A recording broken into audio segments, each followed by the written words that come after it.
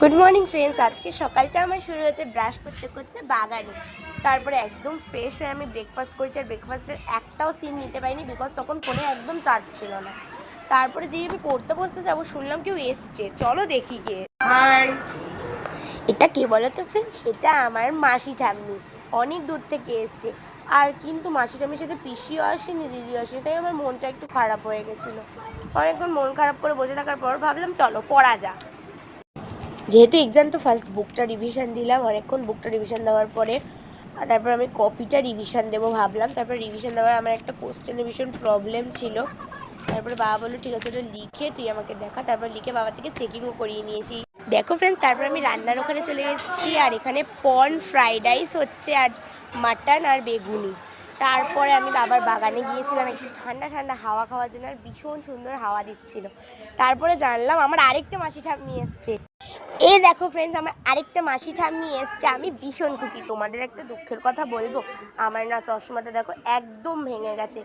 আমি দেখতে তো পাচ্ছি, কিন্তু যাই হোক, আমার বাবা বলেছে পরীক্ষাটা শেষ হলে আরেকটা নতুন চশমা কিনে দেবে। আমি ভীষণ জানো। তারপরে অনেক অনেক অনেক গল্প হুজো হচ্ছিল। তারপরে আমাদের কাঁকড়া ধরা হচ্ছিল। ভাই বললো ও মাসি ঠাম্মি একটু কাঁকড়াটা আমাকে এই বড় দড়িটাতে বেঁধে দেবে। বলে এত মোটা দড়িতে বাঁধবো কি করে, প্লিজ দাও না বেঁধে দাও। ঠিক আছে দিচ্ছি।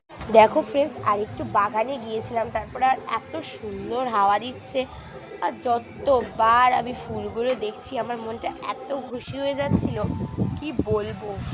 আমার ভীষণ ভালো লাগে বাগানটা। আমি দেখো ফ্রেন্ডস, এখন স্নান করে এখন লাঞ্চ টাইম। লাঞ্চে আছে পর্ন ফ্রাইড রাইস, বেগুন ভাজা আর মাটন। ভাই এই পাশে। দেখো ফ্রেন্ডস, সবার খাওয়া দাওয়া হয়ে গেল।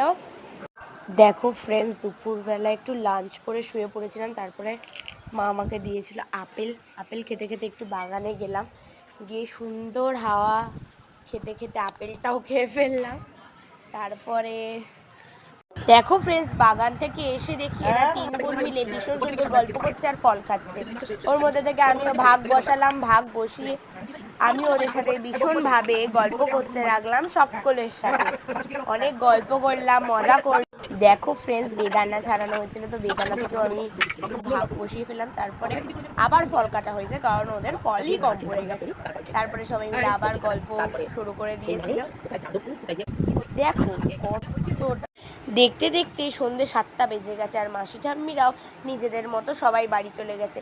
তখন ভাই আর আমার মনটা খারাপ হয়ে গেছিলো বলে আমরা তোমাদেরকে দেখাতে পারিনি। আমি আবার পড়তে বসবো।